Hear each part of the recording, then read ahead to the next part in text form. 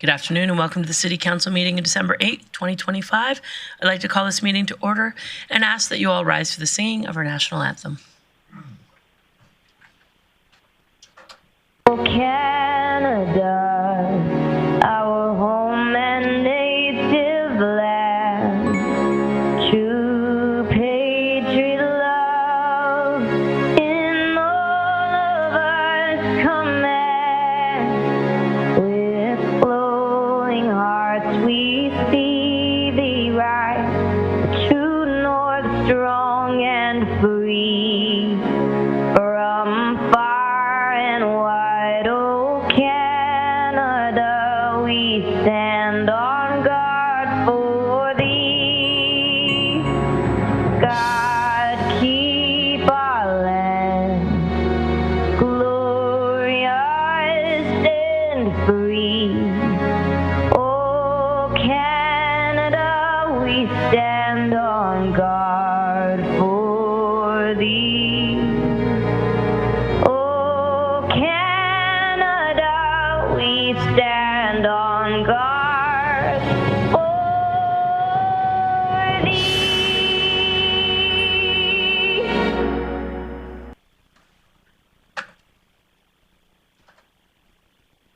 Thank you to our very own Tennille Towns for the singing of our national anthem and to the marketing department of the City of Grande Prairie for the images.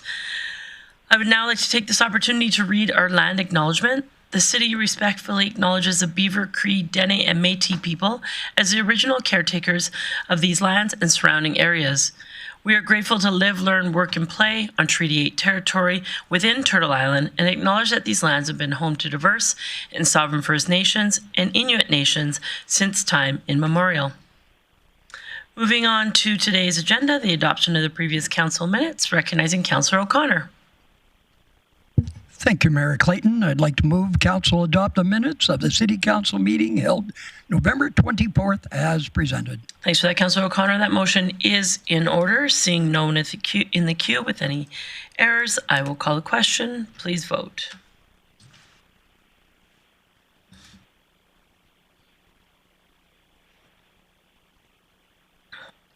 And that carries unanimously.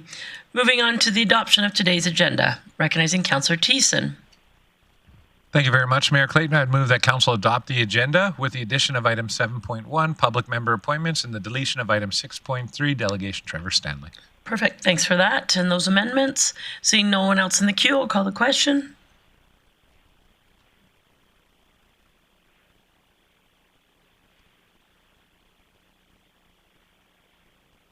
And that carries unanimously.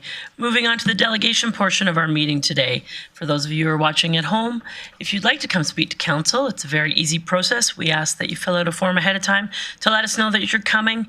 There is also, when we are having an evening session, there's an evening portion. Today we're not having an evening session, so we have 3 delegations who let us know ahead of time that they plan to come, and the first one being the Grande Prairie Storm, item 6.1. So I'll call Ms. Menzies forward, and maybe you can, I'll turn your microphone on. If you can just introduce the group you brought with you today. Absolutely. Thanks, Mayor Clayton. Good afternoon. I have with me the captains of the Grande Prairie Storm, Assistant Captain Will Harris, Assistant Captain Chase Christensen, Assistant Captain Matthew Gillard, Captain Colin Doherty, and Assistant Captain Zachary Wilson. We're here today because in 2025,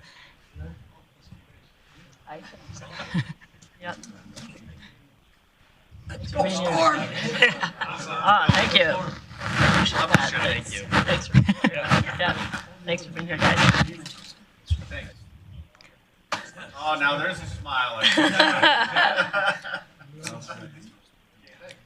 All right, Ms. Menzies, thanks so much for being here today. We really appreciate you bringing your colleagues. Maybe before we take a picture, can you tell us how the season's going so far? Absolutely. So in 2025, we are celebrating 30 years in the AJHL, representing the city of Grande Prairie on the provincial and national stage. Just wanted to thank everybody for their support in this community and say what a privilege it is to play in the Bonnets Energy Center and call this community home. So these are our special third jerseys to celebrate 30 years. and wanted the mayor and council to have their own. So, Well, we thank you very much for that. Let's go here and do a picture.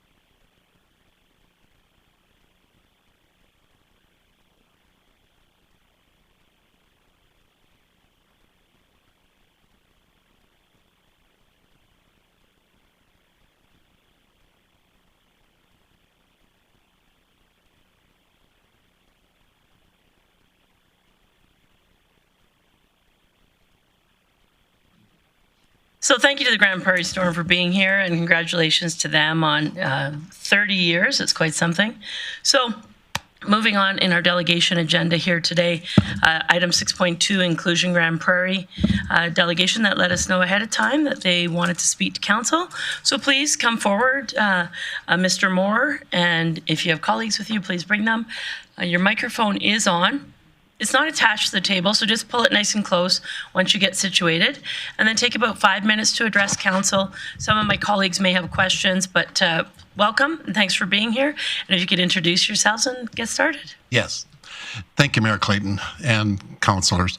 So I'm Keith Moore. I'm president of Inclusion Grande Prairie. Been there for most of the 10 years that we've been in existence. With me is Amy Binks, who is the one of our directors, but she's also chair of the Inclusive Recreation Committee. And also with us is Paula Anderson, who is another director with Inclusion Grande Prairie.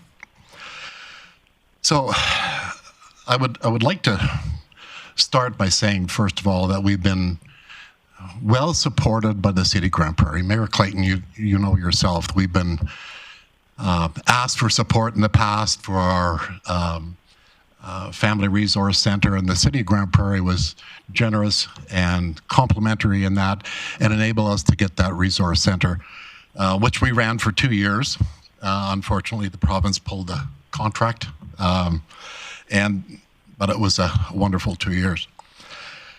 So over the last number of years, we have worked with the Recreation Department, specifically with the summer staff that came in, and Amy, along with sometimes myself, but also Beth Goldie, would do presentations to the summer staff on recreation. Very well received over the years, and we think it had a positive effect on inclusive recreation within the City of Grande Prairie.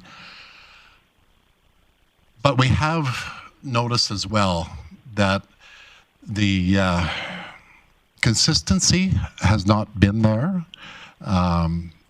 When somebody moves in the recreation department, you know, we have to come at it again and try to reinvigorate that understanding of what inclusive recreation looks like. So, you know, I was pleased to have conversations with a number of the councillors prior to the election, you know, on some of the written comments as well. We certainly had great support from you folks. But one of the things that struck me, one of the council candidates, and successfully a councillor, had said it's great, you know, that we have this understanding with the city, and everything we do with the City of Grande Prairie, it's very clear that you respect individuals with intellectual disabilities. You see them as members of the community. Worked with Kevin and Dylan as well over the past, and the contribution they've given to us as far as support is much appreciated. The reason we've come to this, again, is to come with specifics. So in general, it's nice to hear that the city supports us. But without clear policy, it's something that we have to keep on bringing to the fore. And always received well, I might say. But by doing this, hopefully council can have a look at this and make some significant changes to the policies and to the standards expected by the city. So some of the things in here, this document, I think you all had copies of it. I know that the city of Grande Prairie already supports 100%. But there's also some things that need better direction from council, because you set the direction for the city. We've had, again, great interaction. I sit on the Accessibility Advisory Committee for the city, which I see as a huge value.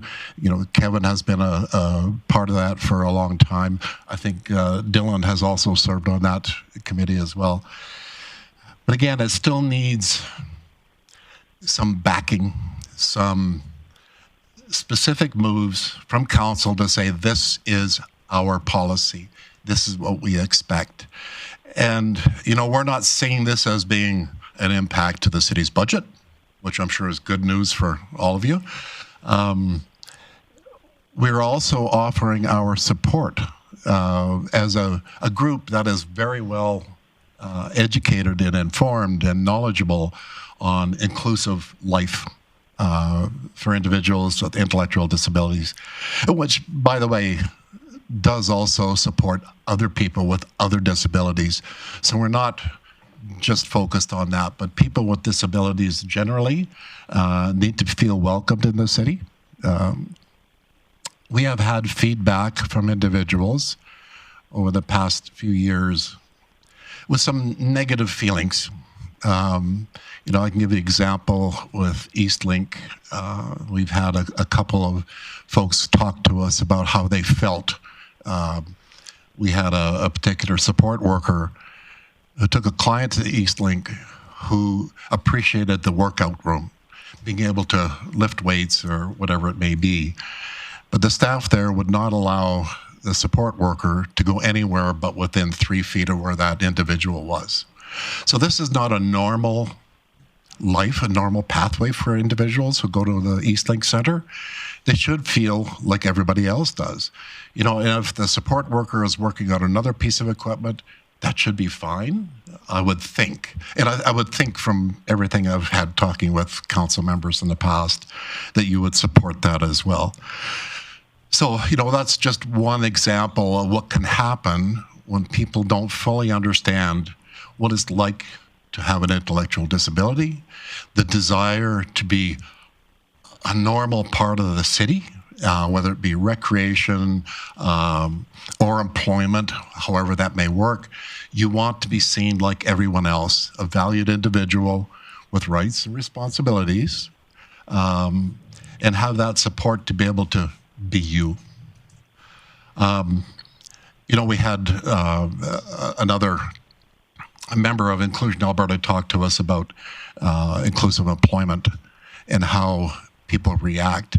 And I'll give you an example of one employer who's been very good at employing somebody with disability to talk to our support person who coordinates the inclusive employment, saying, well, so-and-so didn't come back from her break. And our coordinator said, did you tell her the break was over? Well, no. Well, if that was somebody without a disability, you would have told them your break is over, it's time to come back to work. So I think there's a lot of misunderstanding on how to work with people with disabilities. And that's where I believe that Inclusion Grande Prairie and that our mother organization, Inclusion Alberta, can assist the city when it comes to developing policies or processes to encourage real integration of people with intellectual disabilities within the recreation department. So, you mind? I also would like to. How fun is it that we just get to follow the storm? Right? We did not plan that. But the other thing, we didn't bring hats today. One thing that I think everyone should be really proud to know here is that our city has so many beautiful stories of inclusion happening really well. And what we also are proposing is that we help you sing those from the rooftops and share them, and that we help the city with representation in all places and spaces. And I know I'm a young mom, I'm an ally in this. And so my perspective is very different in what I get to experience every day. But I know it's really tricky to sign up for swimming lessons. Is my kid a frog? Are they a salamander? I don't know. And I don't have to disclose maybe some things that are medical or, right, something really heavy and hard that I've already had to disclose to 10 other people. So that's mainly the feedback we get in our experiences in talking to families, is that if there's a possible way with dignity and respect, we can help them kind of be more a part of these things. Also, one thing that we don't get to share enough is that most people who are the summer students coming to work are university students. And so we get to, myself and Beth Goldie actually is someone who sits with us. She's a retired professor at the college. We get to impact potentially students who are going into education or into physical education and kinesiology departments or early learning and childcare. So them actually being summer students here and working and supporting kids with intellectual disabilities in their programs, it actually impacts such a wider range that we don't, I think, always know about or think about. So yeah, we would love to be able to share more with you also. Just wanted to add one other story. I'm a grandparent of a child with both physical and mental limitations due to heart surgery and stroke. And his parents signed him up. He's 10 now. So last summer when he was 9, they signed him up for one of the summer programs, and it's listed and advertised as being fully inclusive. So she filled out all the paperwork, and her 2 children went off to the week-long summer camp. And it was, it's not that he can't be left, but he does have some movement challenges. So the first activity on the first day was to meet at the pool, and then after the outdoor pool. And then after that was over, there was a variety of other activities. And Mom was called at the end of the pool session and told that she had to come down and change her son. That no one who was there for that summer program felt comfortable doing so. So there's another one that I don't know what the legal ramifications are, but that was just a small incident. So that ruined the whole experience for the whole family, and most certainly for my grandson, who really felt singled out. He wasn't able to towel himself dry and pull on his own clothing. He needed assistance, but that's all he needed. And no one felt they could do that for him. So that's the kind of dignity that we want to make sure is always in the forefront for whatever age our clients might be using city facilities. Thanks. Perfect. Well, thank you for being here today. I know some of my colleagues probably have questions. If I could just summarize what you're hoping for today is to have a better line of communication and explore opportunities together for improved sort of experiences and opportunities. And I really appreciate your comments about celebrating the wins that we do have. It's something as you get busy in your day-to-day lives, whatever organization you're with, we often forget to take that moment to step back and say, well, that was really well done. So appreciate you bringing that up today. I'm going to open it up to my colleagues for some questions. And then just for your own information, delegation business is dealt with towards the end of our meeting, which gives my council colleagues and I an opportunity to ask administration of where the opportunities are. And so at that point, you're more than welcome to stick around. If not, someone will follow up with you past this meeting. We don't have a crazy agenda today.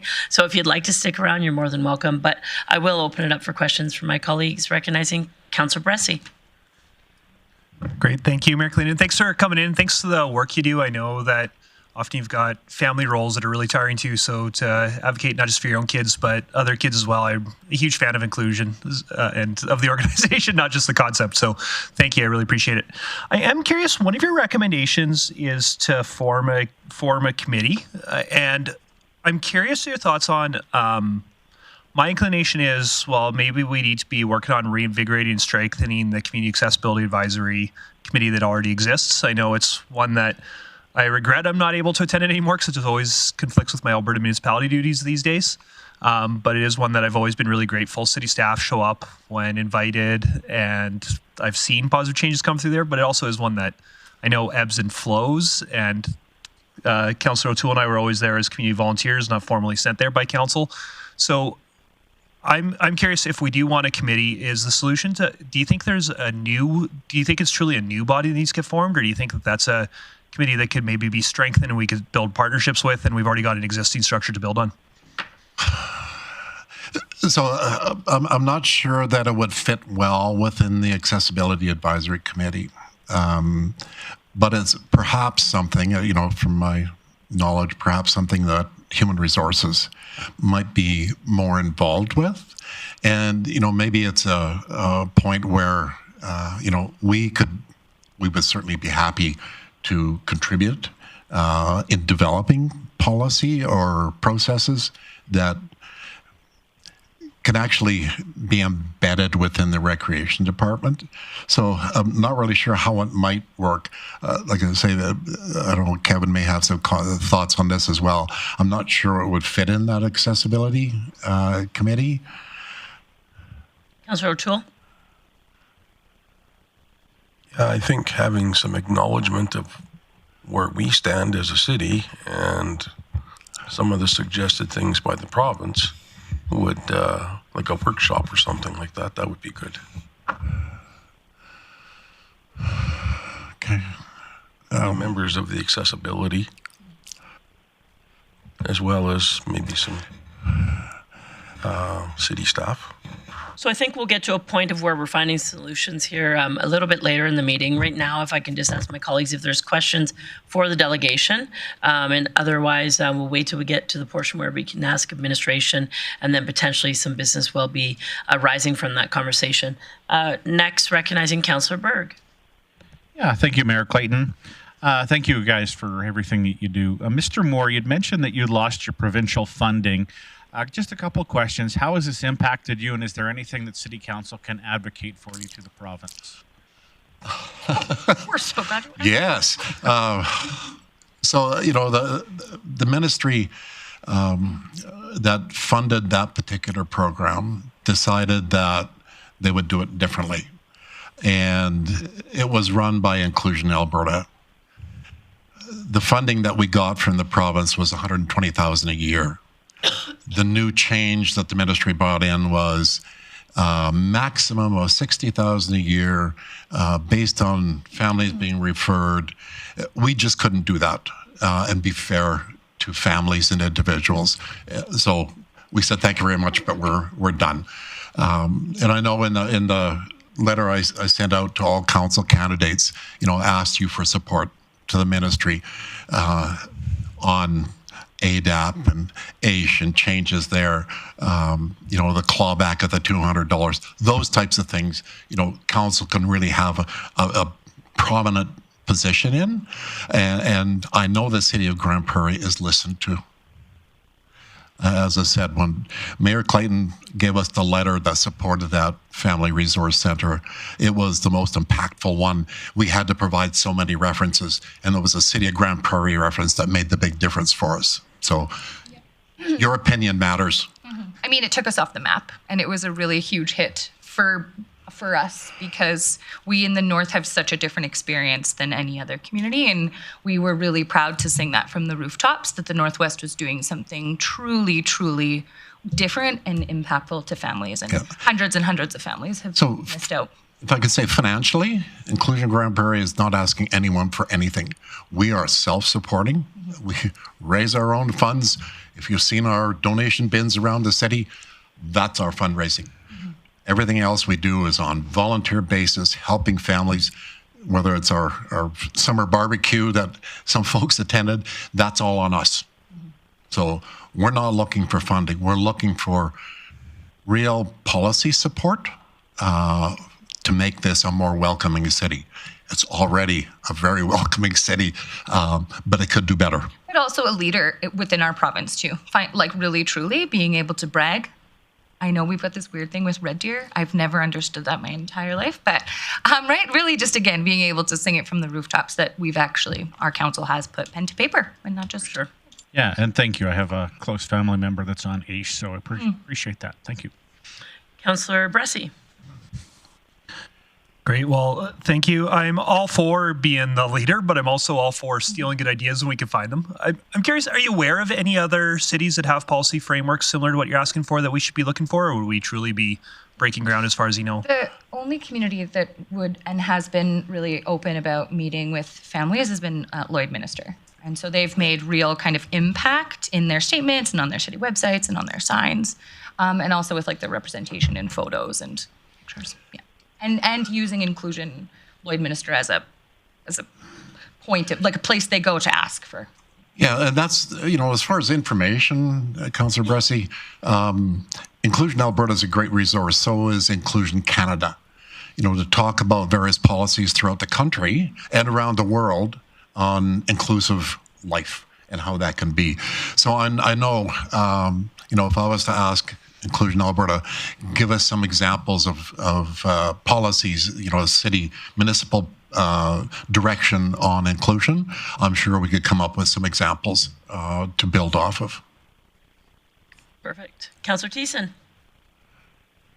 Yeah, thank you very much, Mayor Clayton, and thank you so much for coming in and speaking to us here today, as well as for all the good work that you do for people that have different abilities than us people over here and over there. My question is for you, I'm really keen to have this policy conversation and to see where we can go and enshrine this.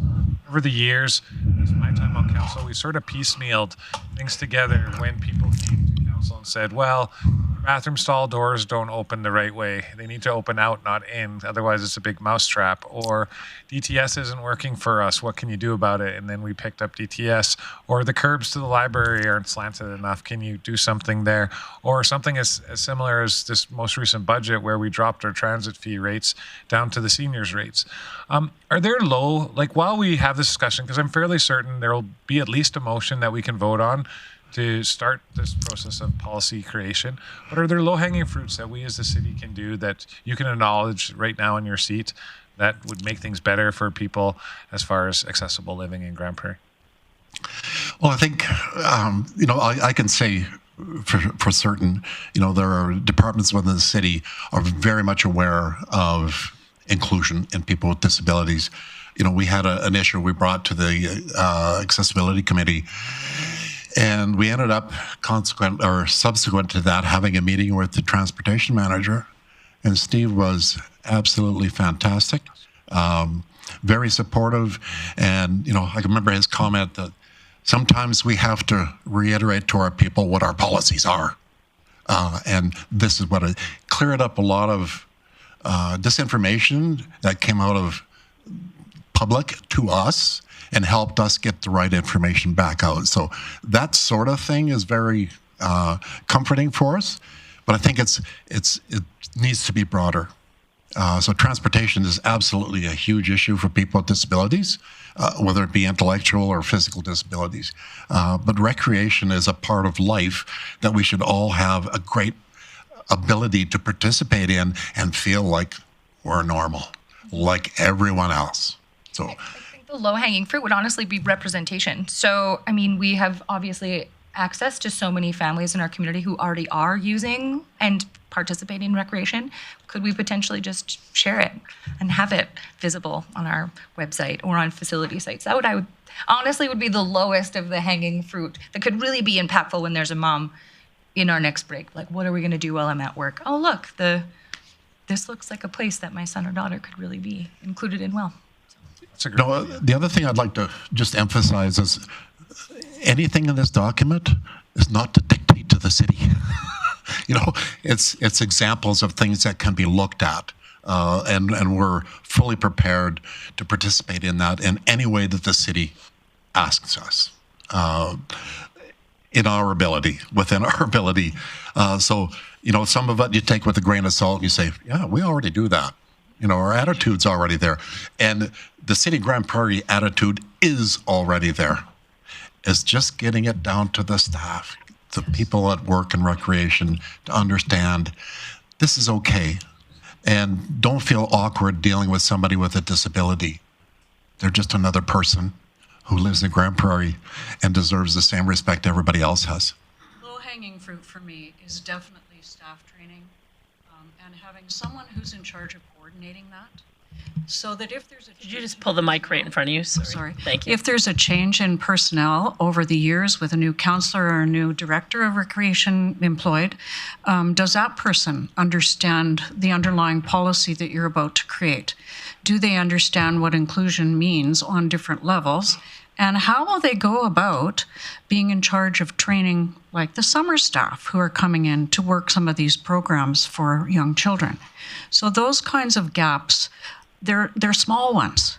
It's communication and it's information and it's consistency. Awesome. Thank you. I got lots of fruit in my basket now. I appreciate it. All right. Well, thank you so much for being here today. Really appreciate you taking the time. And as I mentioned, you're welcome to stick around. Thank you very much, Thanks Mayor so Clayton. much. Merry Christmas. Merry Christmas. All right. Next on today's agenda under delegations, item 6.3, the Gursikh Missionary Society of Grande Prairie. Your delegation request is in your package, council, and I'll ask them to come forward. And once situated, if you could just introduce yourselves for those who might be watching online, and then take 5 minutes to present to council in regards to your request today. And if you could pull that microphone right in front of you, that would be good. And just pull it closer. Yeah, perfect. Thank you. Welcome. Thank you. Good afternoon, Madam Mayor Jackie Clayton and all the councillors. First of all, thanks for providing us opportunity to present or bring our concern. So I'm on behalf of Gursikh Missionary Society and other members. We are here today to ask you. So we have this opportunity to speak regarding the annual usage fees for the PUL located between two of our properties, which is 9406 and 9410. So this conveniently sits between two of our lands, and 9410, we are using it as a parking. For the past 40 years, our organization has been dedicated to strengthening the heart of our community. We are a registered nonprofit, meaning every single dollar we raise goes back directly to the community. The land in question, which is currently a designated PUL, as I mentioned, is just between two of our plots. So 9410, along with the PUL, is used only once a week for parking, and in addition to that, 5 to 6 times a year.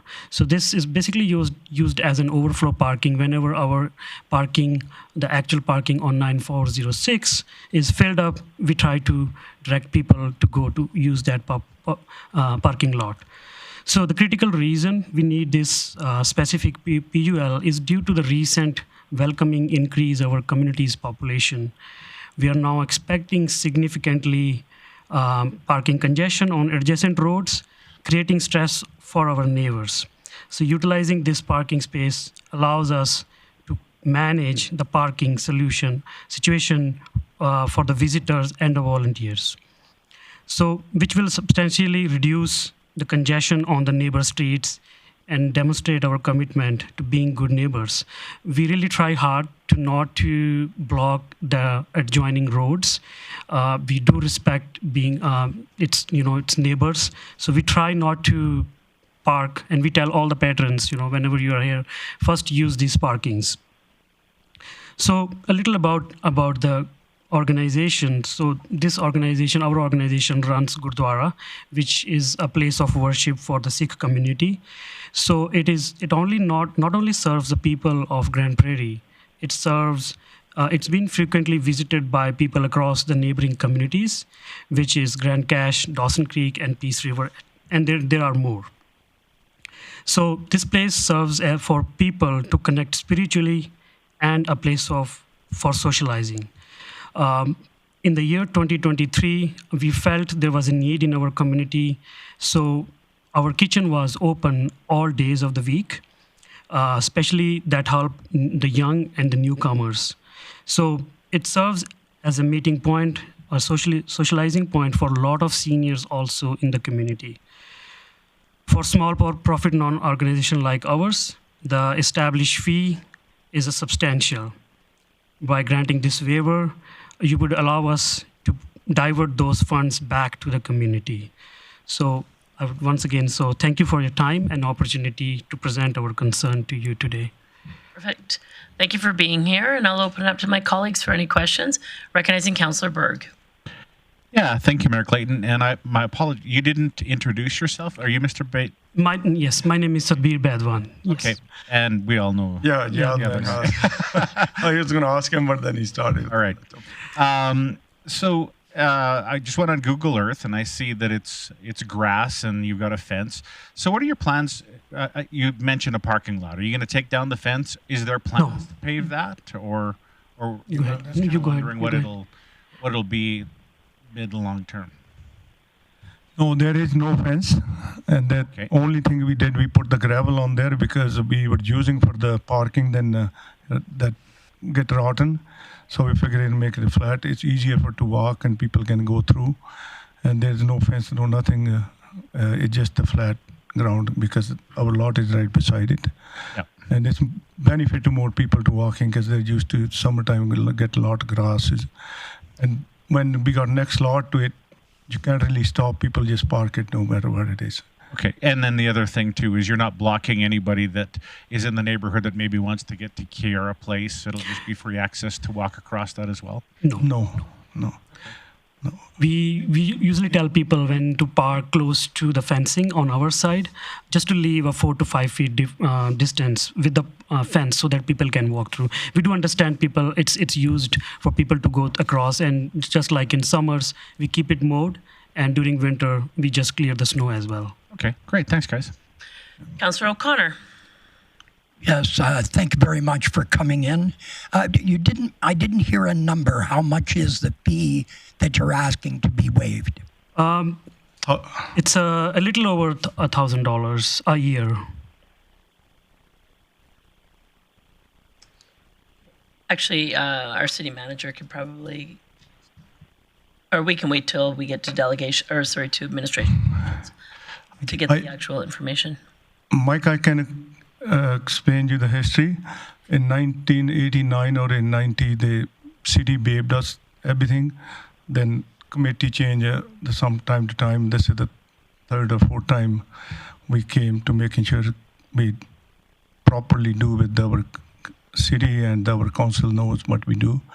Because we had already proven before 2 times to use that lot. But one time we want to put the fence at the time this thing came out. So, because access, so we're not doing that part anymore. So we're just going to leave it as it is. Thank you. I just had a question. There's no one else in the queue. So the agreement, there's a process through Development Services where you can use this PUL.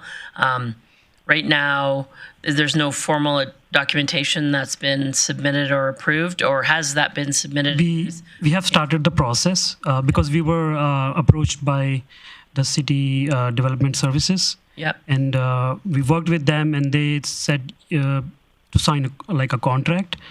They wanted to sign a long-term lease, but we, because just the way the community is growing, it is possible in the future that this we might move to a different place or a bigger place, just because, everything, even our infrastructure is kind of getting to the point where we have more people than what it used to be. And the number that increased so rapidly, it didn't give us time to adapt to it. So we are also looking into that possibility. So we requested that we don't want a long-term contract. So we were offered that you can do a year-to-year contract. So we submitted the application, they already reviewed it, and then they came back that this is the fees that we are looking at that you will have to do every year. So that's when we told them that we're gonna come to you and ask for the fee waiver. So who gave you permission to go put gravel on it? That was. I mean, you don't have a contract. No. It's not your land, but you went and put gravel on it. Yeah. That's a very good question. Yes, we did the gravel. We were going to put gravel on the lot, so the guy pushed it in there too. We were going to get the permit, but time was so short. Then I think development permit, he talked to him, and then they gave us the application, and we applied for the permit. Okay. And we're going to do whatever the requirements are there, and it'll be done. Councillor Thiessen. Yeah, thanks for coming in today, gentlemen. Really appreciate it. And I really appreciate everything that the Sikh Temple actually does for our community, as far as not just for Sikh residents, but even for every resident who's ever stepped through. I've always found great hospitality there, great spirituality there, and good camaraderie there. So it's a great community building space. I've seen it when you guys have big events where sometimes the parking goes all the way around the residential area and cobblestone, and people in the wintertime are trying to make their way up icy, slushy streets and stuff like that.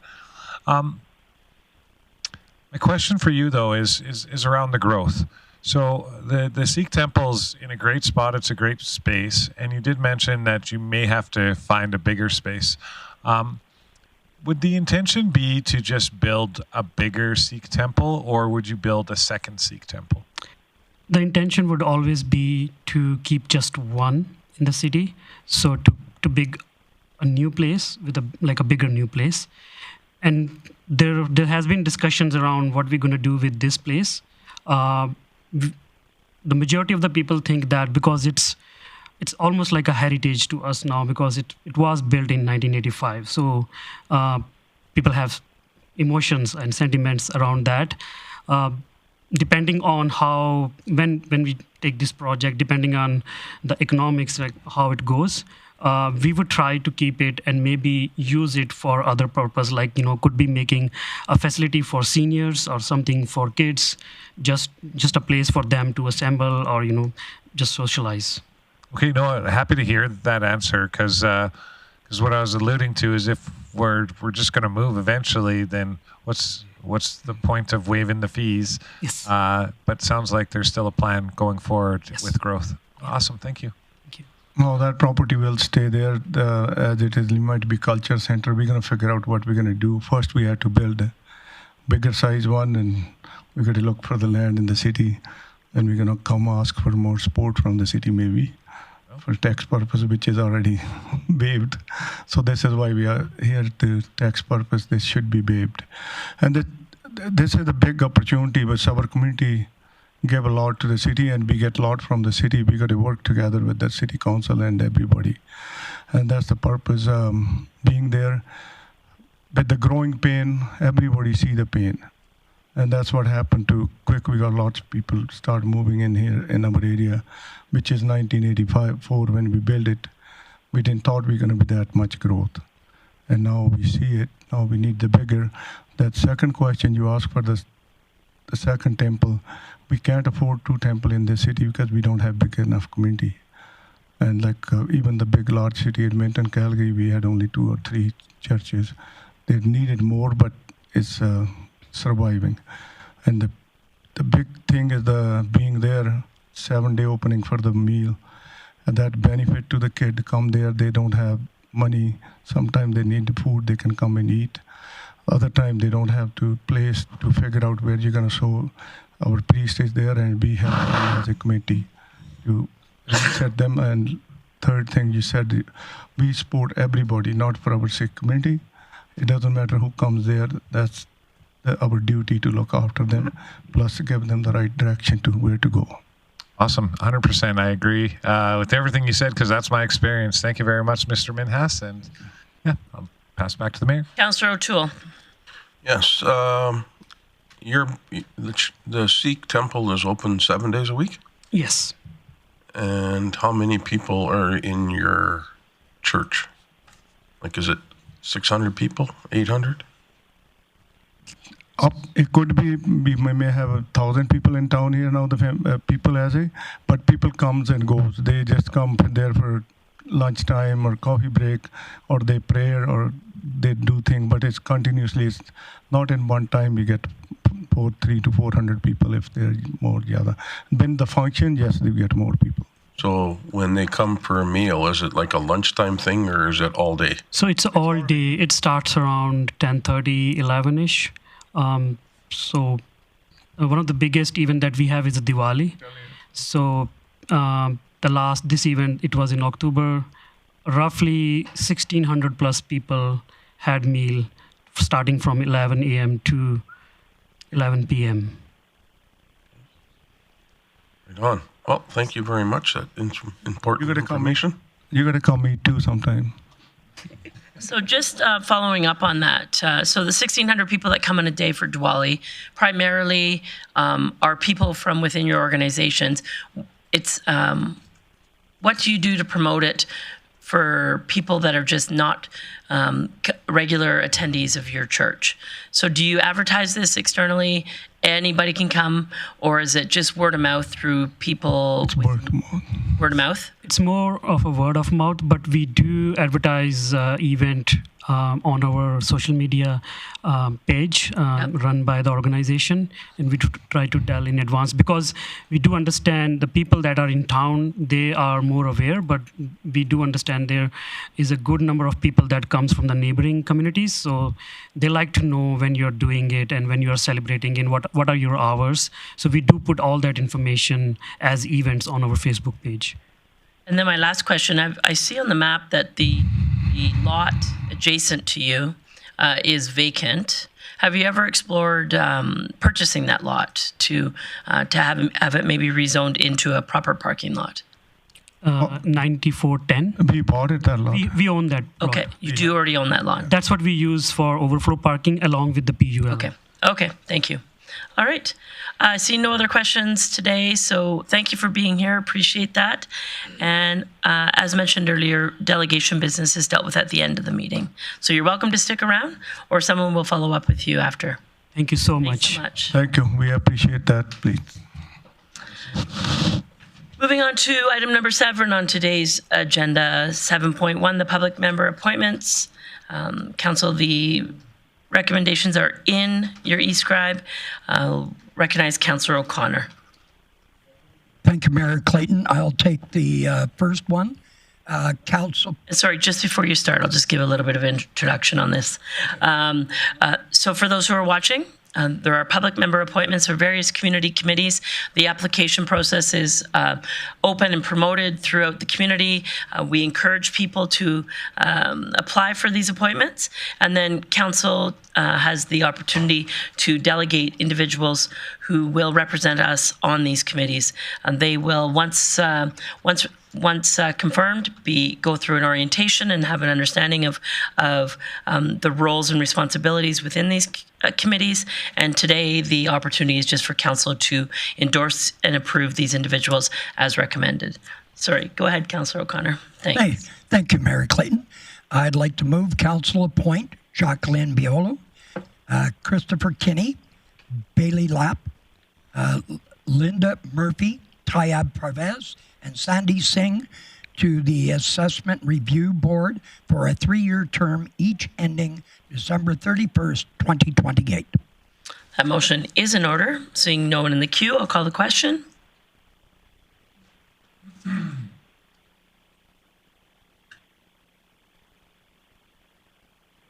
And that carries 8-0 unanimously. Moving on to the second one, Councillor Thiessen. Thank you very much, Mayor Clayton. I would move that council appoint Patrick Crokin, Corinne James, Luke Marcosia, Darren Metzelar, and John Ruddick to the Combative Sports Commission for a 1-year term, each ending December 31st, 2026. Thanks for that motion. That motion is in order. Seeing no one else in the queue, I'll call the question.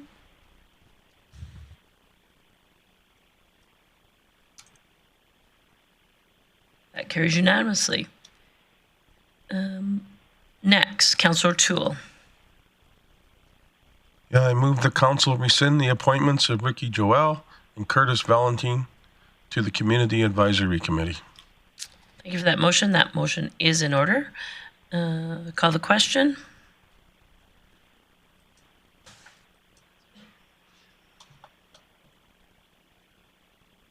That carries unanimously. Moving on to the next motion. Councillor Thiessen. Thank you very much, Mayor Clayton. I would move that council appoint Greg Hearn, Wakar Khan, Beverly McCool, and Alyssa Warwick to the Community Advisory Committee for a 3-year term, each ending December 31st, 2028.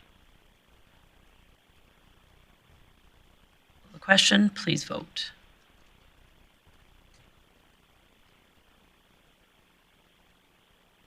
That carries unanimously. Moving on to the next motion. I recognize Councillor Bressie.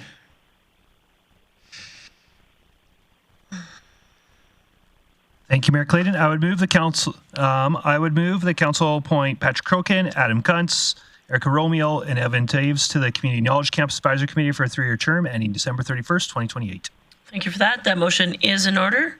I'll call the question. Please vote.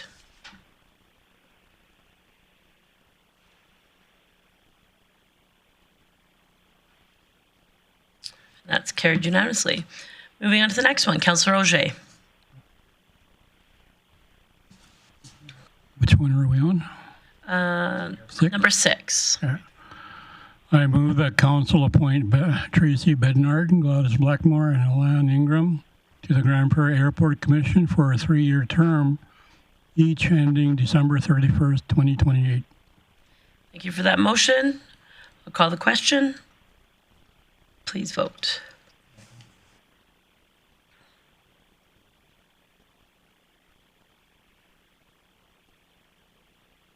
That carries unanimously. Councillor Berg. Thank you, Mayor Clayton. I would like to appoint the following to the Grande Prairie Public Library Board. Stephanie Cajolet for a 3-year term ending December 31st, 2028.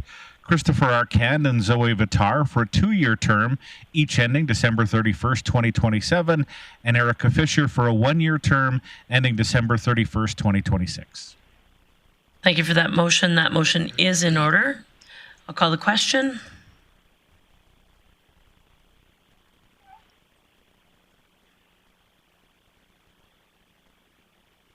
That carries unanimously. Councillor O'Toole. Thank you very much, Mayor Clayton. I move that council appoint Lynn Coulter, John Crokin, and Terry Sudnick to the Joint Appeals Board for a 3-year term, each ending December 31st, 2028. Thank you for that, Councillor O'Toole. That motion is in order. I'll call the question.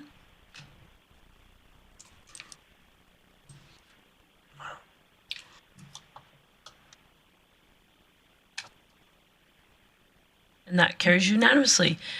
Councillor Flack. Thanks, Mayor Clayton. I move council appoint Jason Howrish as the Chamber of Commerce representative for the Economic Development Advisory Committee for a 1-year term ending December 31st, 2026. Great. Thanks for that motion. That motion is in order. I'll call the question.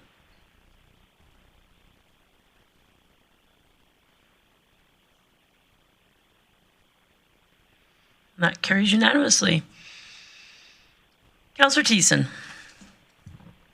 Thank you very much, Mayor Clayton. I would move that council appoint Alan Ingram as chair of the Assessment Review Board for 2026.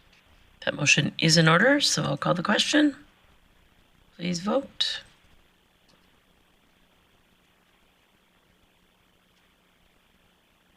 That carries unanimously. Councillor O'Connor. Thank you, Mayor Clayton. I'd like to move that council appoint Linda Murphy as chair of the Joint Appeals Board for 2026. Thank you for that. That motion is in order, so I'll call the question. Please vote.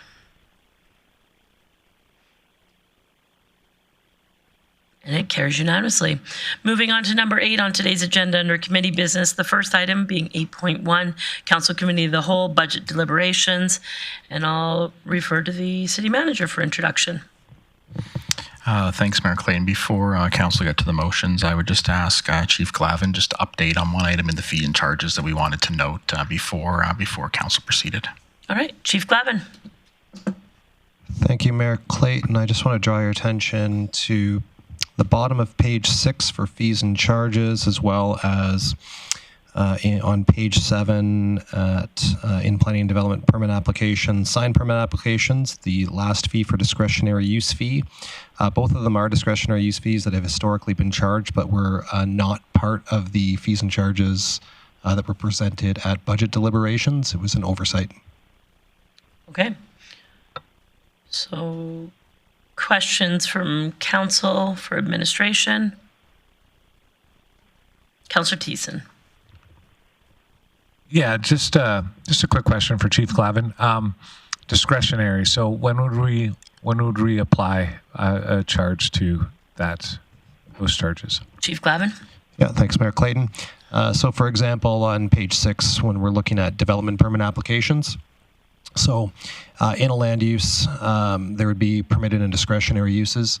So in the case of where there's a discretionary use, there's additional circulations and due diligence that need to be performed in order to evaluate a discretionary use, and that's the rationale for the additional charge. Okay, thank you. All right. Seeing no questions, there are a couple motions in your package. Recognizing Councillor Thiessen. Well, I was still in the queue, but I'll do it. Thank you very much, Mayor Clayton. I would move that I apologize. We do need to do the minutes Council first. adopt the minutes of the Council Committee of the Whole meeting held December 26th and 27th as presented. Perfect. Thanks for that, Councillor Thiessen. Seeing no one in the queue, I'll call the question.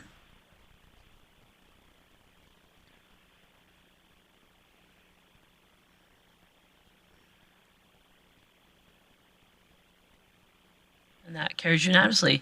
Now that we have the minutes approved, we'll look to go through item 8.1.1, the budget motions, recognizing Councillor O'Connor first. Thank you, Mayor Clayton. I'd like to move council unrestrict the 1.14 million ATCO streetlight funds in the financial stabilization reserve. Get my tongue to work.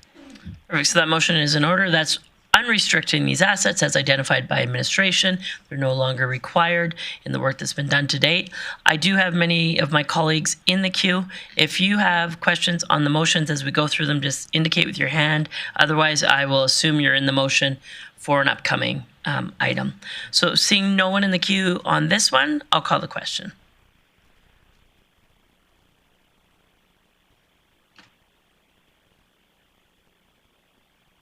That carries unanimously. Moving to the second motion, recognizing Councillor Flack. Yeah, thanks, Mayor Clayton. I move council amend the 2025 capital plan under the multi-sport dome project to approve the following funding: 7.2 million debt and 2.8 million other government sources, directing the ICF payment from the County of Grande Prairie to the multi-sport dome project.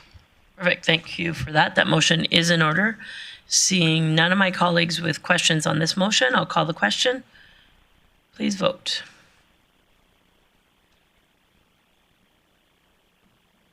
And that carries unanimously. Moving on to the next one, recognizing Councillor Berg.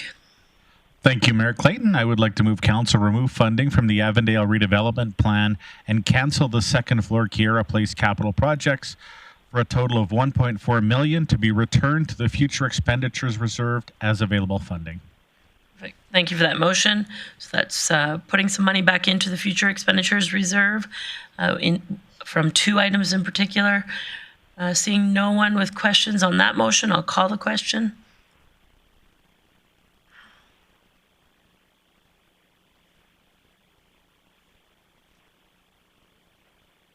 And that carries unanimously. I'll move on to the next one, recognizing Councillor Thiessen. Thank you very much, Mayor Clayton. I would move that council amend the 2025 capital plan under the Integrated Emergency Communication Center to remove $1 million from the GPPS transition grant and $1.9 million from the future expenditures reserve and approve debt funding of $2.9 million. All right. So this is as it indicates for the Emergency Communication Center. Seeing no questions from my colleagues on this one, I will call the question. Please vote.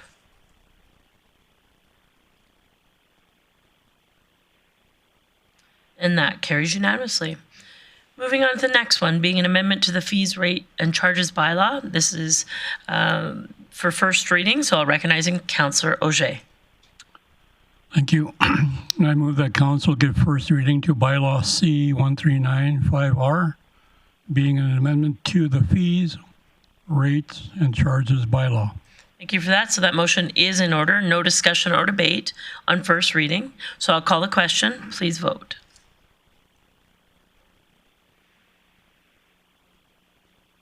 And that carries unanimously. Councillor Auger, I'll go to you again.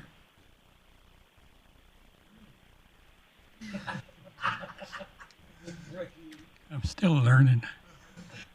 Thank you, Mayor. I move that council give second reading to bylaw C1395R. Perfect. Thank you for that motion. Opportunity for questions for administration. This, as I mentioned, is us doing our 3 readings on the fees, rates, and charges bylaw. Right now is second reading. You have an opportunity for discussion, debate, or questions for administration. Seeing none, I'll call the question on second reading.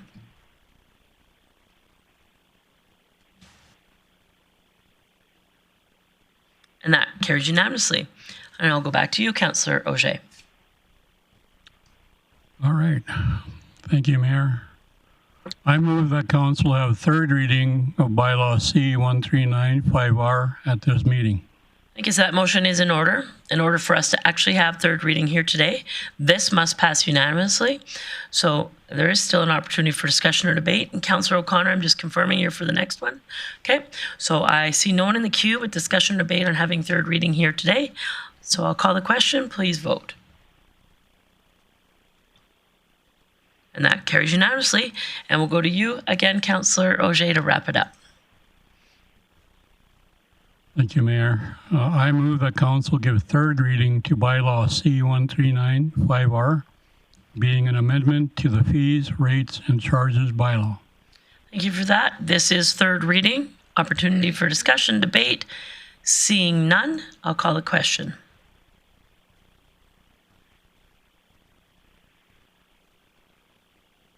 And that does carry unanimously. Moving on to the next item of business, recognizing Councillor O'Connor. Thank you, Mayor Clayton. I'd like to move council approve the 2026 operating budget and the 2026 capital budget. Thank you for that motion. That motion is in order. This is to approve the significant work that was done a few weeks ago. Again, I wanted to thank administration and our CFO for a ton of time and work that was put into this, answering council's questions and preparing us for a good decision-making process.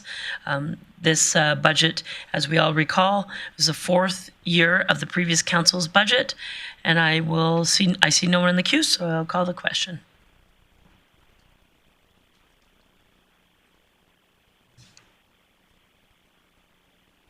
And that carries unanimously.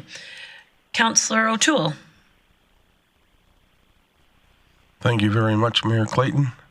I move the council approve, in principle, the 2027 to 2029 operating budget and the 2027 to 2030 capital budget. Thank you for that motion. So as indicated, this is the upcoming budgets in principle. Council will obviously have significant amount of work in the new year to build their strategic priorities, and in turn, next fall's budget process is a full approach of what the years ahead look like. These budgets are in principle, as indicated. Seeing no one in the queue, I'll call the question.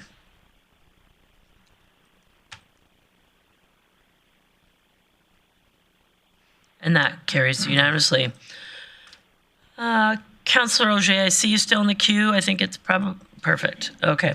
So I'm moving on to item 8.2 under Operational Services Committee meeting, which was held December 2nd. I will turn this one over to Councillor Thiessen for introduction. Thank you, Your Worship. I appreciate you. I would move that council adopt the minutes of the Operational Services Committee meeting held December 3rd as presented. Thank you for that motion. That motion is in order. Seeing no one in the queue with errors or omissions, I'll call the question.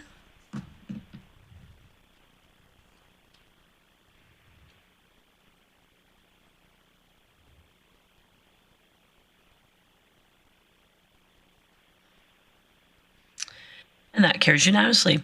And I see you have one item of business here today, Councillor Thiessen. Yes, I do, and it's long overdue business, as this is the wrap-up of our pilot program. To that, I would move that Council direct administration to retain naturalization at the 84th Avenue and 116th Avenue pilot areas and return the Resources Road area to pre-pilot mowing rotations.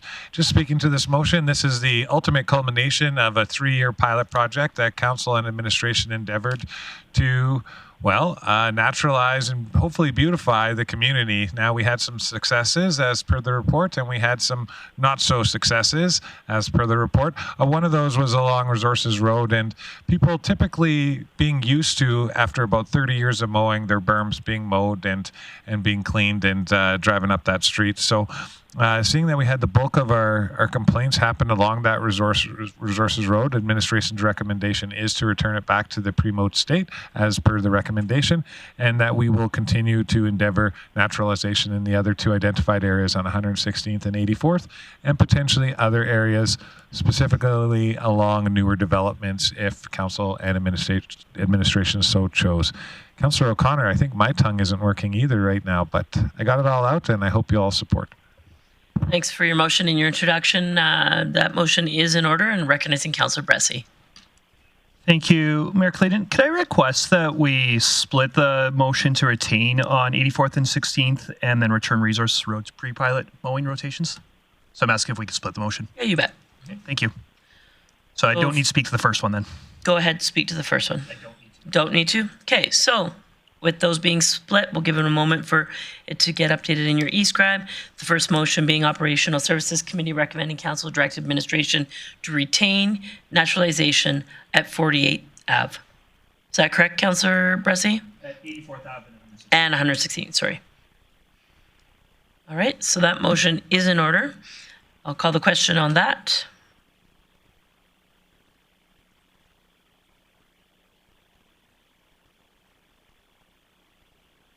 That carries unanimously. Now, on splitting that motion, the second portion, Councillor Bressie.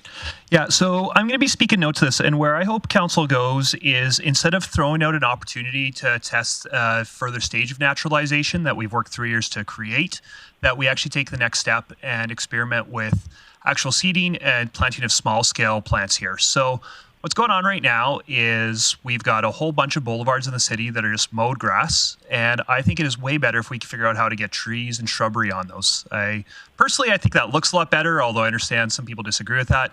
But also, if we could get to a place where it's truly naturalized in an attractive manner with larger bushes than we have today, not just invasive weeds, that's something that helps the city stay cool in the summer, helps retain rainwater. If larger trees are there, it keeps volume away from between roads and our neighborhoods. And I just think it's better all around.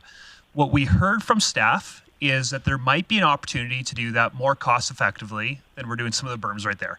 It strikes me that what we've got is we've got areas we've attempted to naturalize, and we've taken the very cheap option, which we've seen here. And we've got a whole bunch of berms that last year we spent a huge amount of money planting very large trees on those that will get established quickly. I think there is a middle route that on these boulevards we could be planting smaller seedlings where instead of paying hundreds of bucks per tree, you're paying a couple bucks a tree, or where we're literally just seeding it. I think there's opportunity to find lower cost ways to not have what we see on Resource Road, because that's not an end state anybody wants, but have more like along the White Mud in Edmonton, where you've got these beautiful natural areas that don't require maintenance.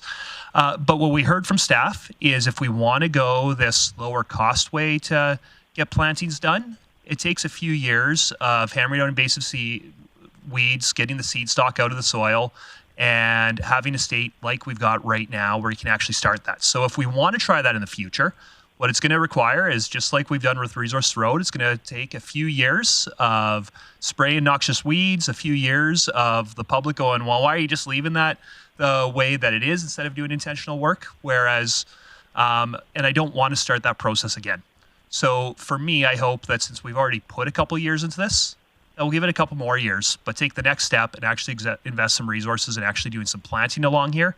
and see if we could get some shrubbery and get some native stuff growing in ways that don't cost hundreds of dollars for larger caliber trees. So I hope the council will vote no to this, and then we can figure out what are some actual resources we can put into this to take it to the next stage and ultimately create a berm that is more attractive for the community, but also retains rainwater, helps with the temperature modulation, etc. So I hope that you'll vote no to this motion. Recognizing Councillor Berg. Thank you, Mayor Clayton. Yeah, I fully support what Councillor Bressie is mentioning, and I've always just referred to it as naturalization with intention. As opposed to just letting something happen, we actually make something happen. And my prime example is on the Yellowhead in Edmonton between 170th and 156th. Rather than looking to your left and seeing a gigantic concrete plant on both sides of the road, it's actually a little forest grove. So totally changes the aesthetic as you enter the city there. So Edmonton's done it successfully, and I think that we could do it successfully as well. Councillor O'Connor.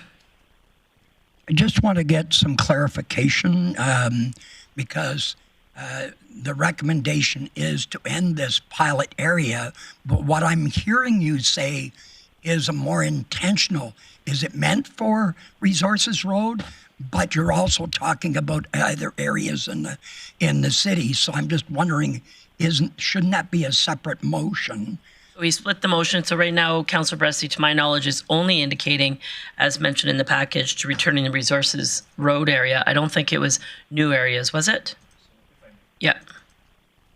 Yeah. So what my intention is this has always been a pilot project where we've said, hey, if we figure out something that works here, let's roll it out more areas of the city. And so I'd like to continue this pilot project and see, can we figure out more intentional naturalization here that actually works and works cost effectively. And if we can figure that out, then absolutely in future years I'll be making motions to say, hey, can we roll that out to more areas of the city? But for today, it really is, hey, let's leave this area. And what we heard from Mr. DeVry's committee meeting was, if we ever do want to get into this more intentional naturalization, it requires first doing what we've already been doing here for a few years, which is just dealing with invasive weeds for a few years, and then you can get in that next stage of seeing if we can find something else that works. So for today, I'm saying let's vote no to returning this to its pre-naturalization state. If this motion fails, then I'll be making a follow-up motion saying, hey, administration, could you bring forward a report prior to spring with what resources would be required to take the next stage of this pilot program?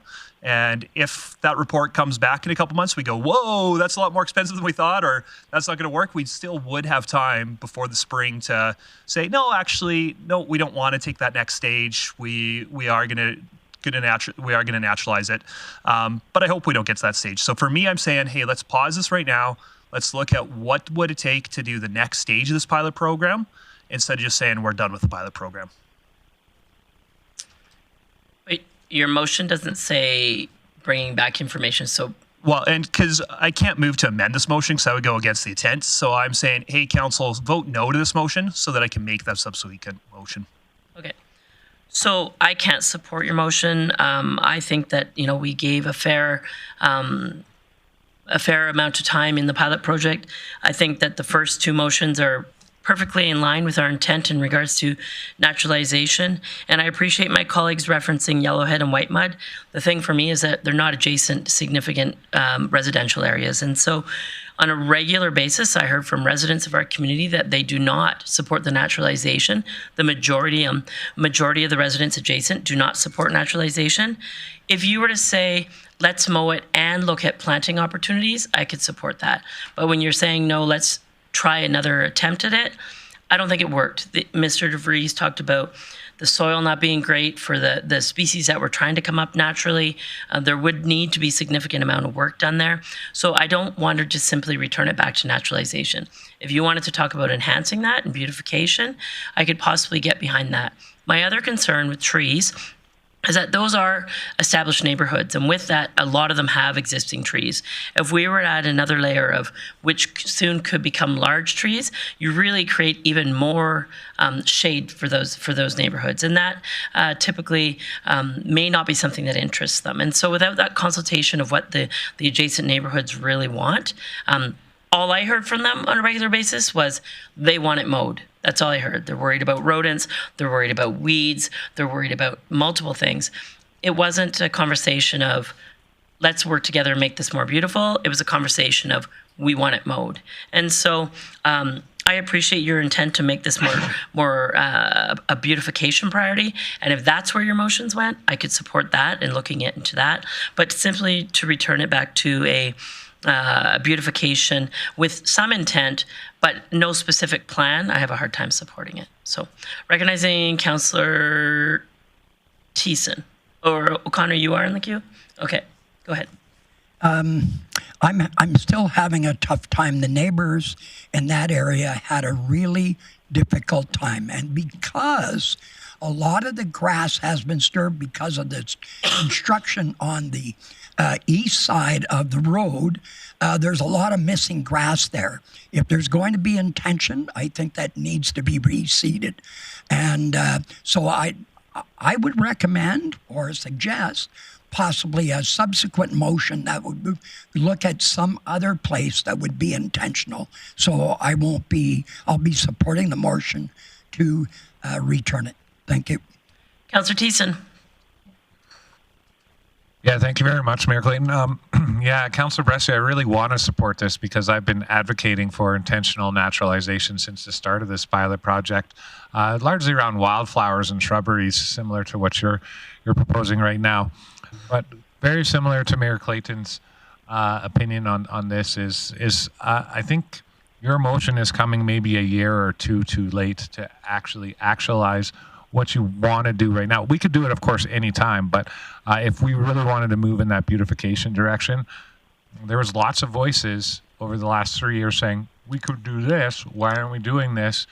Let's get support around the table. And we just didn't have that. As far as intentionality, though, I live along that berm in Country Club, and I know that the Parks Department has been very intentional in planting edible landscaping along the Resources Road walkway. We have hascaps, we have crab apples, we have all sorts of really cool things growing out of the ground there. And I think the Parks Department has found a place where it will work with the soils and stuff there. So we may be trying to push back against our expert knowledge as well as our residential wishes by saying, well, we know you don't want this and we're going to cancel it, but we're going to try again. My opinion, I think there are way better places that we could be more intentional about. We also have 84th and 116th that we could go, new developments as well, and anything that's adjacent to our central river valley that runs through the entire city, similar to how the river valley runs around White Mud Drive, and they have that naturalization that rolls right into the forest canopy that they have there in Edmonton, similar to how we have it here in Grande Prairie. So for me, with all the residents' concerns, especially around Resources Road, which is where I heard personally the most complaints, I can't support this. But I do support intentional naturalization in areas that I think are identified by our administration where they would work. So I'm just not sure this is going to work here. Thanks. Councillor O'Toole. Yeah, Mayor Clayton, I don't know how many emails or phone calls I got because of the naturalization on Resources Road. So the motion that's in the e-scribe, I will be supporting, as is. All right. So it was Councillor Thiessen's motion. I think, do you wish to close? Okay. So seeing no close from Councillor Thiessen, I'll call the question.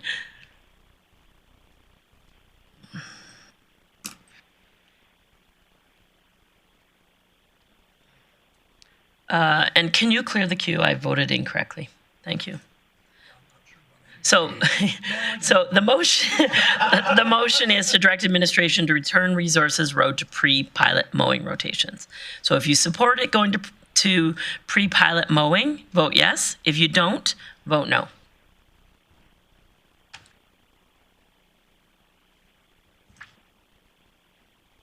And that is carried 6-2.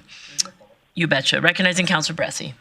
Great, thank you. Yeah, I definitely, I'm glad to hear that there seems to be support around the table for some intentional naturalization that's If that's not the location, that's fine. But I still would love to find, are there cheaper ways for us to get shrubs and trees going around here than what we saw on the bypass this year, which I love, but we just can't afford to do across the city and never will be able to afford to do across the city. So I would like to move that council direct administration by the end of quarter one, to bring forward a report about outlining potential processes for human-assisted, lower-cost naturalization options. And I'm looking for some help wordsmithing if needed, but what I mean by lower cost is there's got to be things we can do that aren't planting $800 trees in a mulch bed. And so when I say lower cost, I mean, are there options that aren't what we've already done in these areas of just let them go free, but also aren't the $800 trees and mulch beds? Are there mid-tier cost options that we could explore if we wanted to in these areas? So just to clarify, for those who might be watching at home, not every tree we plant costs $800. There are various sizes of trees that we plant. Yep, good point. And council made decisions based on an integration of different sizes in our planting approach. So, but to your point, you're looking for even lower costs. And so that may be seedlings, it may be different approaches. I guess the question I have, and I'll maybe get Chief Glavin to chime in regards to this motion, but or the intent of it. I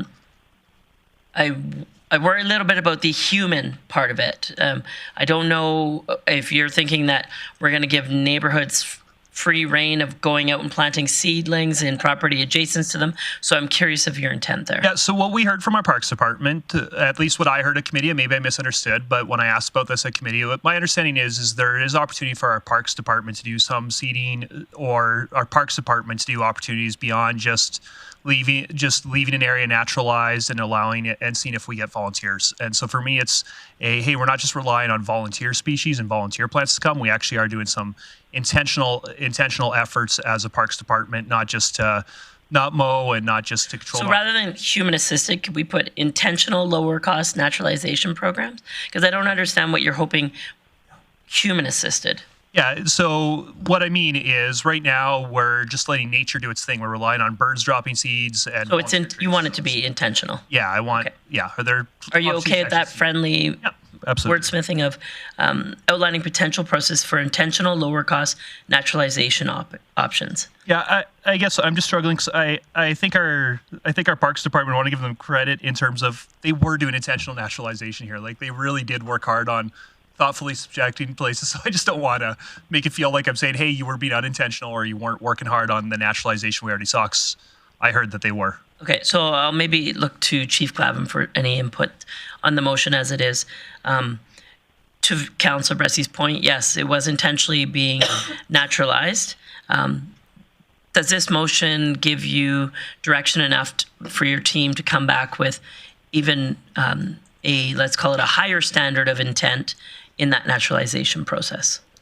Yeah, thanks, Mayor Clayton. Yeah, from my understanding here, it's essentially looking for species that we would intentionally put in these places, as opposed to Mr. Bressy's point of having volunteer species. So existing seed bed or adjacent tree dropping seed or suckerings. So, yeah, okay. So we're just going to remove that human assisted.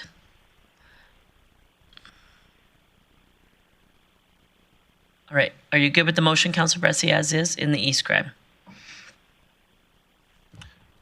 Sorry, it's not popping up in my e-scribe. So it says Council Direct Administration to bring a report to the appropriate standing committee outlining potential processes for intentional lower cost naturalization options by the end of Q1 2026. Yeah, that works for me. Thank you. Councillor O'Connor. Yes, thank you very much. I appreciate you heading in this direction. I also, my relatives in Camrose, they have a naturalization that grows from the one end of town, curves around to go to the Jamboree area, and it's naturalized. They use 5 different seeds to not allow weeds and stuff to take over. So I think I like your idea of going low cost and to look intentionally to try and grow a better naturalization project. So I'll be in support of this motion.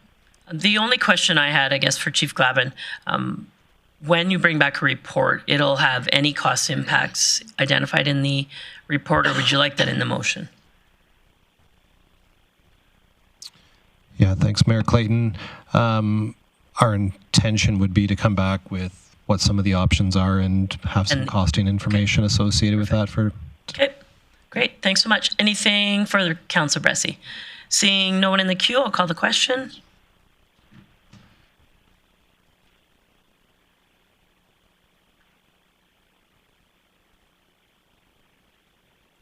And that carries unanimously. Any highlights from your meeting, Councillor Thiessen? Yeah, Mayor Clayton, thank you very much. Just a very quick brief for anyone interested. We closed a bunch of tenders. The request for a tender for Curling Center parking lot improvements, the paving of the west parking lot has been posted. The Fire Smart contractor has also begun work this week, marking areas that will be thinned and communicating with anyone who backs onto those areas in advance of cutting operations. This is to prevent the spread of any fires due to long grass or shrubs. And administration have flooded some, and if you notice across the street, this skating oval is all done at the Montrose Cultural Center, but as well as the city's high board and low board outdoor rinks as the conditions allow, which it looks like winter is officially here, so the conditions are allowing for the permanent establishment of those neighborhood rinks. So enjoy, everybody. Thank you very much. Thanks so much for the Councillor Thiessen. Moving on to item 8.3, the Financial and Administrative Services Committee, also held on December 2nd. And I'll turn this one over to Councillor Bressie. Thank you, Mayor Clayton. I move the Council adopt the minutes of the Financial and Administrative Services Committee meeting held December 2 as presented. That motion is in order. Seeing none in the queue, I'll call the question.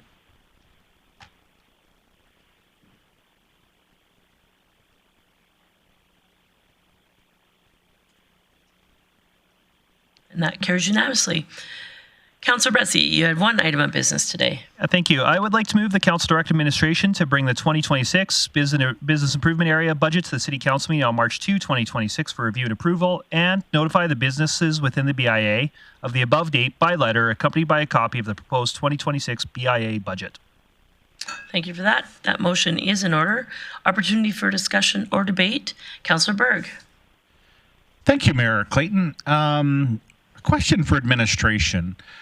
Are with these letters that go out, I know that there was a recent issue where a tenant didn't get the letter, the landlord did, and there was some confusion around that. How do we ensure that this goes to the proper person when we mail these out? Does it go to the person that is the owner of the business, or does it actually go to the business which is licensed within there? So I'll check with the CFO, but to my knowledge, it goes to the property owner's identified address. Correct? Thank you for the question. Through the mayor, I'll have to confirm. There is some tenants themselves that directly pay the BIA, so right. I'd have to just confirm. And if I can follow up via email, would that work for Absolutely, you? Yeah. Thank you. Any further questions, comments, concerns? Seeing none, I'll call the question.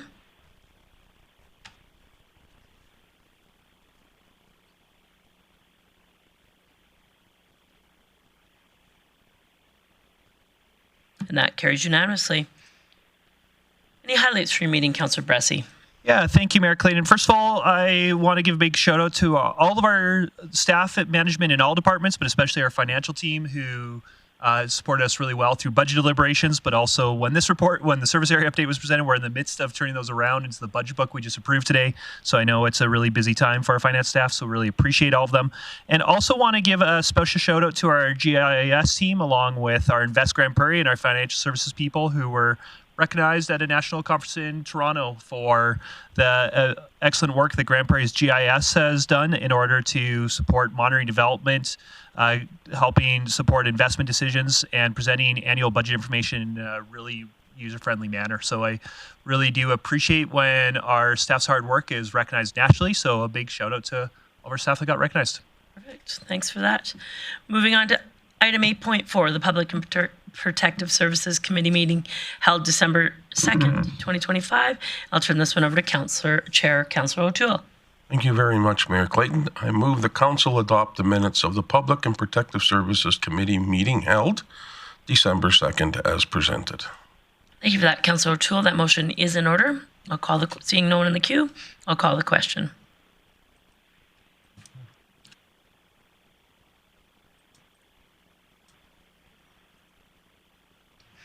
That carries unanimously. One item of business today, Councillor O'Toole. Yes, we've got policy 506, which is the 911 standards. And Grande Prairie 911 received correspondence from the Alberta Emergency Management Agency stating that the Grande Prairie Public Safety Answer Point, PSAP, was not in compliance with the Alberta 911 standards. Specifically, AEMA identified deficiencies during the Alberta 911 Standards Compliance Audit Report issued March 25th of this year. Related to Section 8.1A, Record Retention and Destruction Policy and Procedure for Personal Information. Now, to meet these requirements of the Alberta 911 standards, AEMA requested that the city develop a more comprehensive record retention policy and associated procedures. This includes addressing the retention and destruction requirements for all the relevant physical and non-physical GP 911 record types. Once completed, the policy and procedure must be submitted to the Alberta 911 program for review. So with that, we've got a motion. I just got to find it here. And I move the council approve the policy 506, being the 911 operators record retention policy as presented. Thank you for that motion, Councillor O'Toole. That motion is in order. Seeing no one in the queue, I will call the question.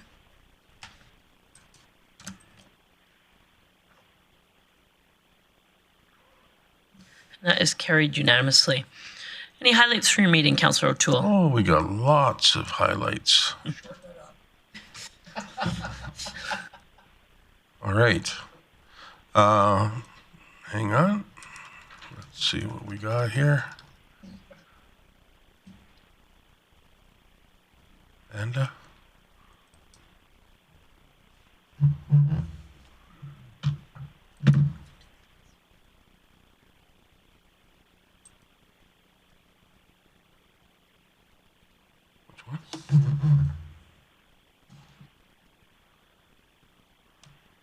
there we go. So we had the RCMP and the GPPS have a fundraiser, which is basically picking up 4,500 pounds of perishable foods, baby supplies, hygiene items to the Salvation Army Food Bank. And also the public also contributed to additional $2,700 in cash donations.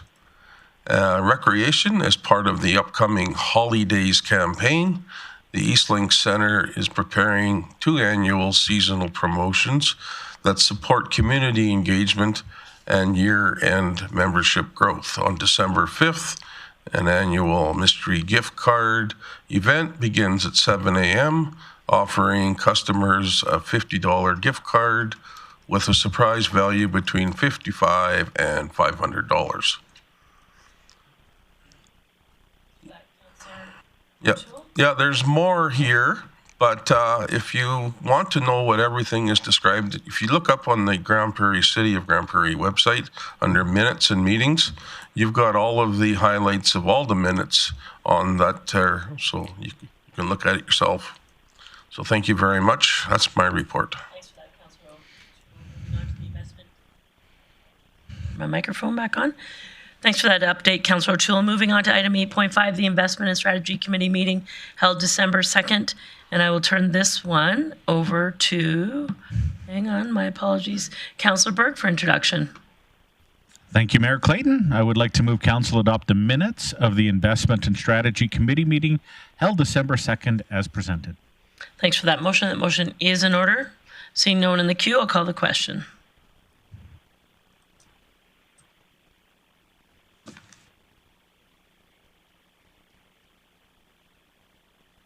That carries unanimously. Any highlights from your meeting, Councillor Berg? Yeah, lots of great news from Chief Bailey.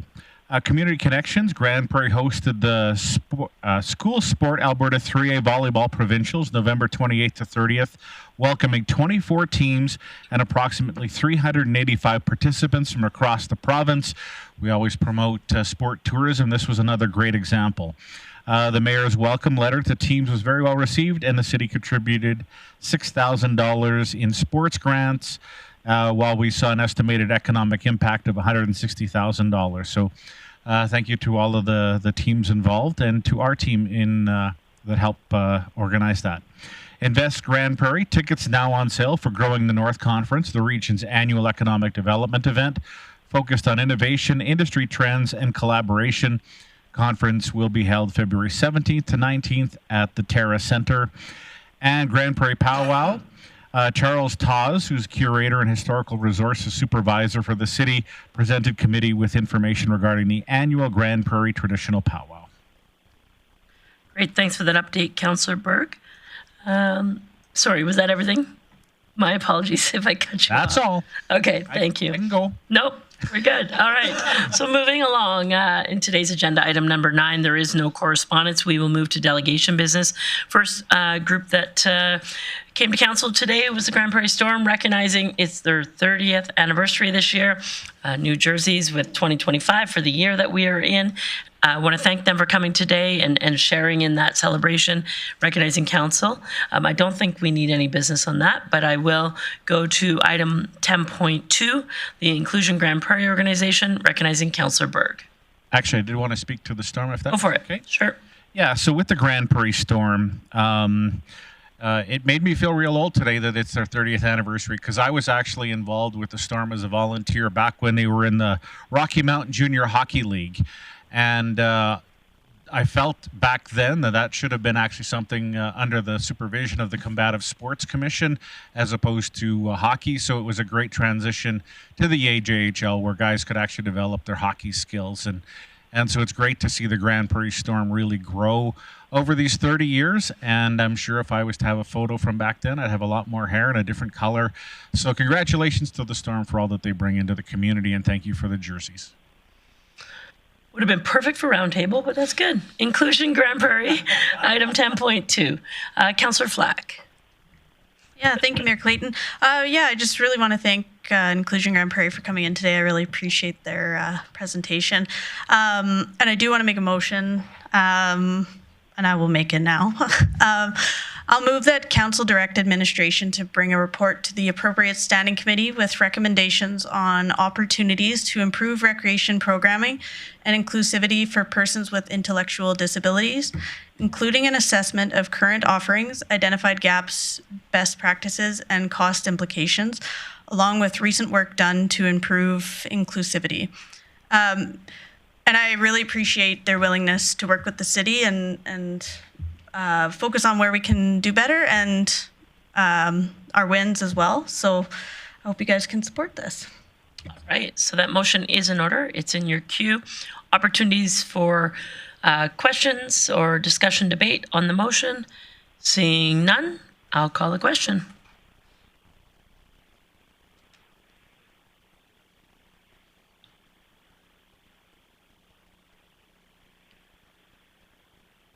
And that carries unanimously.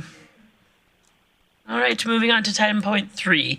The Gursikh Missionary Society of Grande Prairie also came to council with concerns and a request specifically. I know some of my colleagues had questions. Seeing none, I'll maybe go to Chief Glavin. Could you tell me the development costs that were associated, and was there any conversations around a potential land lease? If so, how would that work, and how do you put a financial number on that land lease? Sure. Thanks, Mayor Clayton.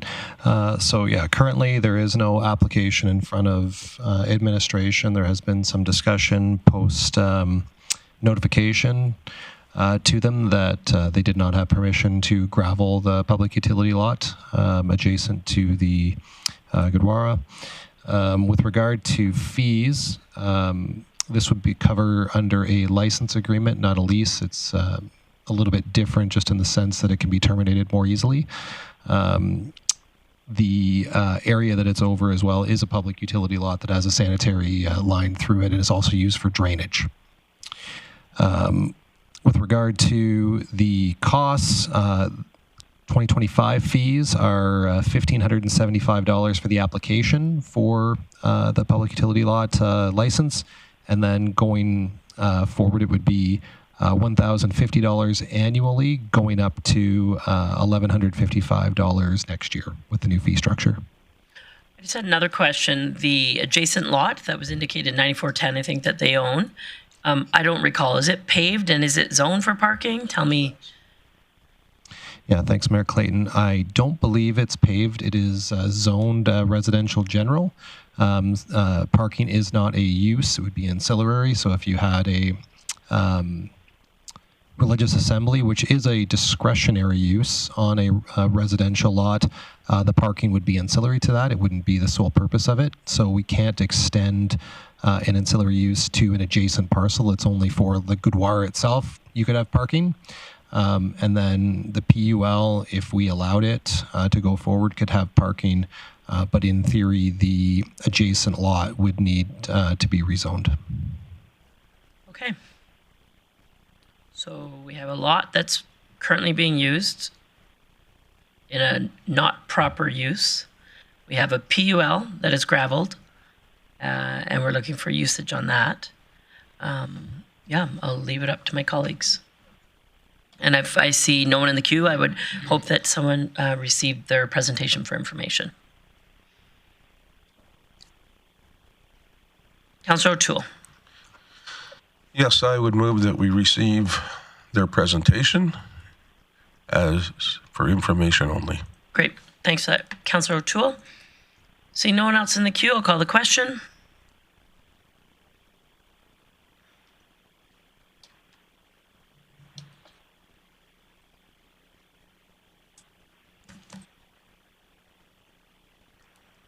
And that carries unanimously. Continuing on today's agenda, there are no notices of motion, and we won't be having a recess as we're not having an evening session. And this is our last meeting prior to the new year and before Christmas. So I will turn it over to my colleagues for roundtable and just ask that if you have updates on your local community events or committees, that you do that in brief nature, and we'll wrap it up as quick as we can. Councillor Bressie. Great. Thank you, Mayor Clayton. Two events I'll highlight was, first of all, my apologies. I am not sure who was there, although I think it was almost all of you. I attended the open house for the Highway 43 bypass, and grateful to see Minister Delegations there, along with other municipal councillors from across the region, along with about 200 residents who were there to engage and talk about that. I'm really excited to see work hopefully started very soon on that project to get trucks flowing through our region in a much more cost-effective and time-efficient manner for industry, but also getting them off our roads, which are very expensive to maintain and cause traffic issues in the city. So I was grateful to see some of the plans for that. And then one event that I was at that I don't think others were, so I'll highlight, was I got to attend the Northern Alberta Foundation Donor Appreciation event they do every year, and it used to be a quite stiff event. It's not anymore, so I always appreciate getting to attend there and see some of our residents who have set up funds and seeing what some of the what the community's supporting with their charitable dollars. So that's always a highlight for me. Thank you. Thanks for that, Councillor Bressie. Councillor Auger. Thank you, Mayor. Yep, a lot of meetings.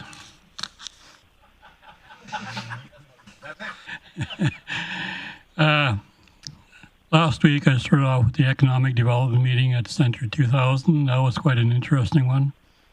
Of course, on Tuesday we had our standing committee meetings. Wednesday, I went to the International Day with Persons with Disabilities at Teresa Sargent Hall. Went to the ribbon cutting for Workplace Carlson and Company. And I'm still involved with GPRH. And I sit on the Indigenous Advisory Committee there. And went to the local immigration partnership meeting. I think Kevin was there with me. I went to the Chamber of Commerce, AGM. Went to the open house for Kiera. Went to the Children's Society. No, I didn't go to that one. Went to the Highway 40X open house. Went to the City Council holiday Christmas party at Bonnett's. And was also at the Highway 40 ribbon cutting. Thank you. Thanks for that, Councillor Roger. Councillor Thiessen. Yeah, thank you very much, Mayor Clayton. Yeah, it's been a really good week. I guess the first half of it, we were all stocked in here with budget talks and stuff like that. But today, I met with members of the board, the Mighty Peace Watershed Alliance online, to have our first meeting with a consultant who's going to collate all the information across the watershed with what we have and what he can obtain as well for the state of the watershed, which will be, it's 10 years now since our last State of the Watershed hit the print, so this will give us a good chance to reflect on where the watershed was and where it is now as the province continues to move forward in the use of water for consumptive and commercial purposes. So this will help to inform them on their decision making when we lay it out there in a couple of years when it's all done, but it should be ready to go in 2027. Other events that I attended, International Day with Persons with Disabilities, where I was fortunate enough to be able to buy a house there. I am now in the market. It's just a cardboard house, don't worry. My son loves it, and so do the grandkids. I also attended the 2025 Chamber Awards in AGM. Just like to say congratulations to all the award winners and our new members of the Chamber, as well as our new chair. And a big thank you to Mr. John Anderson for doing such an upstanding job in the community as the chair of the Chamber this past year and managing to get us all through the candidate forum, all 25 of us and 8 mayor candidates.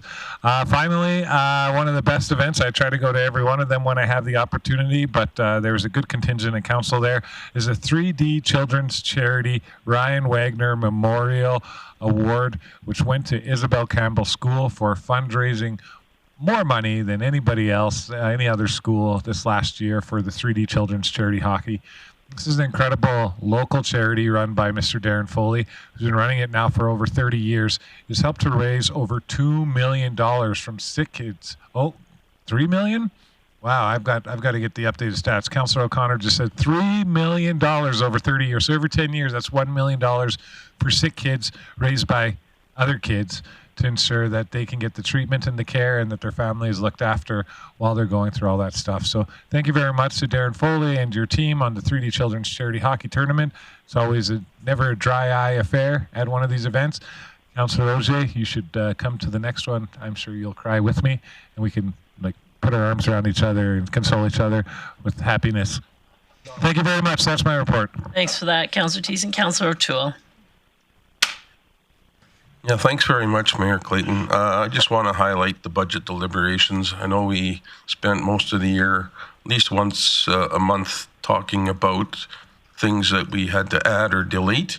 But I want to thank the staff in all the departments, in all throughout the city, for being there when a question was asked and wasn't, nobody had the answer in perspective. Within seconds or minutes, we had the answer from somebody that was there, and that really made the deliberations go well. Also, I attended the Business After 5 at the Royal Canadian Legion, and that was the Chamber one.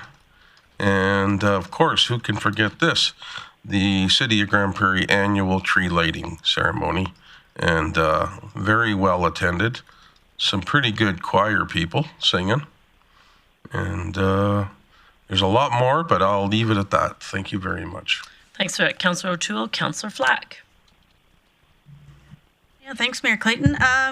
Yeah, a lot of these events I attended as well, but a couple of highlights were the Christmas tree lighting. I had never been to that before, and it was pretty cool. It's a cool thing. Yeah. And then right after that was the Battle of the Badges hockey game, the firemen versus the police, which was cool to see as well.